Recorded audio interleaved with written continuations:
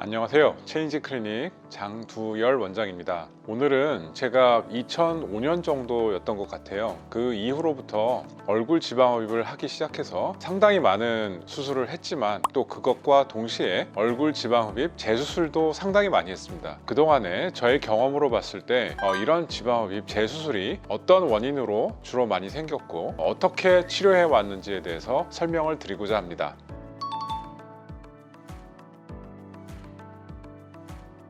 모든 지방흡입에서 나타난 것과 좀 비슷할 수도 있는데요. 첫 번째로 이제 덜 빠지는 게 있을 수 있고요. 두 번째가 이제 함몰이 있을 수 있습니다. 그 덜 빠지는 경우는 제 경험으로 봤을 때는 주로 이제 깊은 층을 못 빼는 경우가 많습니다. 그래서 지방층에서 깊은 층은 바로 근육하고 연접해 있거든요. 그래서 이 근육에서 시술을 하게 되면은 피도 많이 나고 그러기 때문에 대부분의 원장님들이 좀 두려워하세요. 그러다 보니까 주로 이제 표면에 있는 지방층만 뽑다 보면은 밑에 있는 깊은 층의 지방을 못 빼서 덜 빠지는 경우가 제일 많습니다. 그리고 특히나 이제 그 얼굴의 목 근육 같은 경우 우리가 턱살을 뺄 때 턱살 바로 밑에는 목 근육이 있거든요. 근데 그 목 근육은 매우 그 얇은 근육이에요. 몸에 있는 근육 중에 아주 얇은 근육에 속하기 때문에 얇은 근육을 잘 놓치는 수가 있어서 덜 빠지는 경우가 흔히 있습니다. 이런 경우는 뭐 어느 병원에서는 이제 초음파를 통해서 이제 지방층을 확인한다고 하는데 저는 사실 그런 건 별로 필요 없다고 생각합니다. 저희 병원에도 초음파가 있긴 있는데 실제적으로 사용하지 않고 만져봐서 우리가 핀치 테스트라고 하거든요. 남은 지방층을 다시 한번 손으로 만져봐서 테스트해 보면은 지방층이 얼마나 남았는지 경험이 많은 의사라면 충분히 확인할 수 있습니다.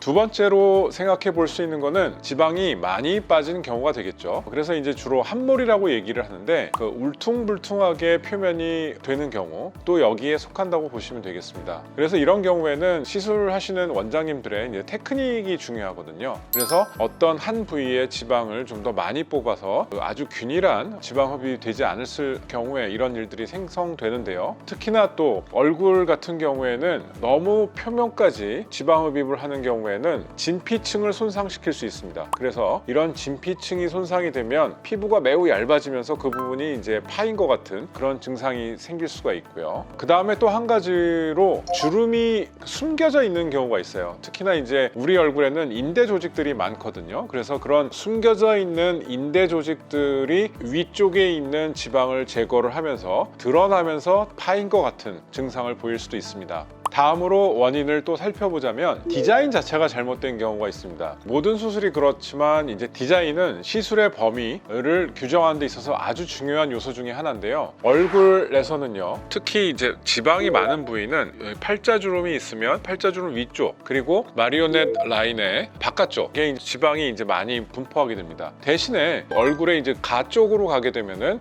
지방이 적게 되죠. 그래서 우리는 지방 흡입을 할 때 한 곳에서 똑같은 지방을 다 빼는 게 아니고 밑에 있는 지방 쪽에서는 좀 더 많은 지방을 빼야 되고 위 가쪽에 있는 지방에서는 좀 더 지방을 덜 빼야 하는데요. 이렇게 지방층에 대한 이해를 확실하게 가지고 있어야 합니다. 근데 우리가 덜 빼야 하는 지방을 더 많이 빼버리고 더 많이 빼야 되는 부분의 지방을 남겨놓게 되면은 결국은 지지층이 무너져서 아래쪽으로 이런 지방층이 무너져서 이제 내려오게 되고 남아있는 지방은 무게로 인해서 더 처지게 되는 거죠. 그래서 이런 경우가 또 하나의 원인이 될 수 있겠습니다.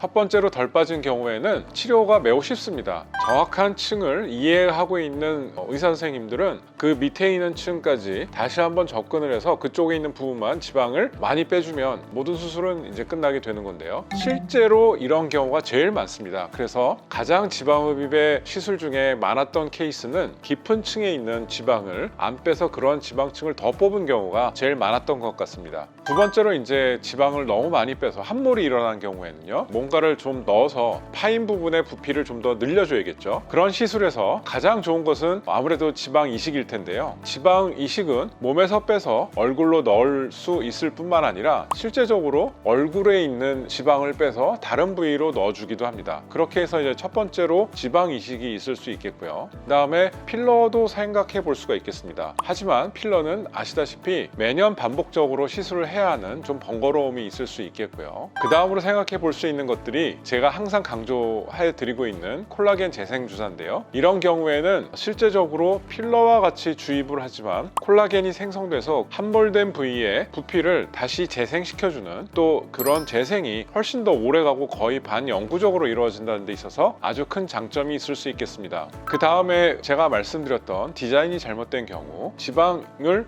보충해 주는 것과 지방을 빼는 것을 같이 시행을 합니다. 그래서 우리가 남아있는 지방은 포인트 지방 흡입 같이 포인트를 줘서 지방을 섬세하게 빼내게 되고요. 그 다음에 이제 꺼져 있는 잘못된 지방 흡입이 이루어진 부위는 지방 이식이나 또 여러 가지 필러로 보충해 주는 그런 시술을 같이 하게 됩니다. 그런 경우에 가끔 또 처짐이 같이 동반되어 계시는 분들이 계십니다. 처짐이 동반되신 경우에는 실을 넣어서 처져 있는 조직들을 다시 위로 올려주는 그런 시술도 같이 해볼 수 있겠습니다.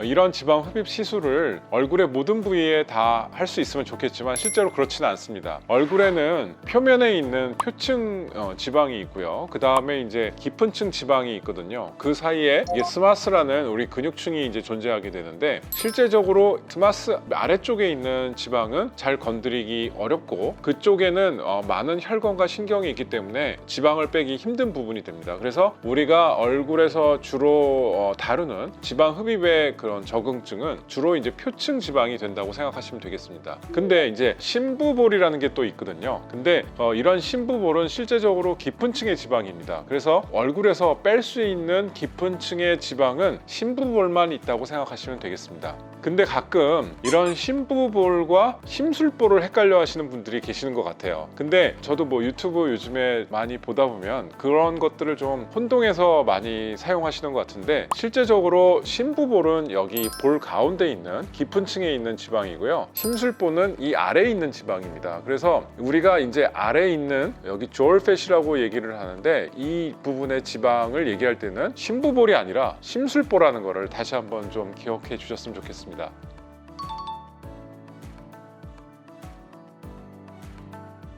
실제적으로 얼굴 지방 흡입은 피부가 있으면 피부에 아주 근접한 부분까지 이제 지방 흡입을 시행하게 되는데요. 그래서 실제적으로 시술을 하다 보면은 피부 탄력이 떨어지는 경우가 굉장히 많이 생길 수 있습니다. 그래서 제가 이제 얼굴 지방 흡입에서는 항상 강조를 시켜드리는 게 리프팅, 또 피부 탄력, 그런 것들을 되게 중요시 생각하고 있습니다. 그래서 저희 병원 같은 경우에는 일반적인 그런 지방 흡입은 하지 않고 레이저로 탄력을 준다든지 아니면 페이스타이트 같은 고주파로 탄력을 주는 시술을 항상 같이 하고 있는데요. 이렇게 피부 탄력에 대해서 꼭 같이 지방 흡입을 하면서 신경을 써야 된다는 사실을 알고 계셨으면 좋겠습니다. 그리고 이제 만약에 지방 흡입을 하고 나서도 어떤 분들은 피부가 너무 또 탄력이 없고 흐물흐물 거리시는 경우도 있거든요. 그런 경우에는 최근에는 콜라겐 재생 주사 같은 것들이 많이 나와서 좀 더 완벽하게 시술을 마무리할 수 있는 것 같습니다.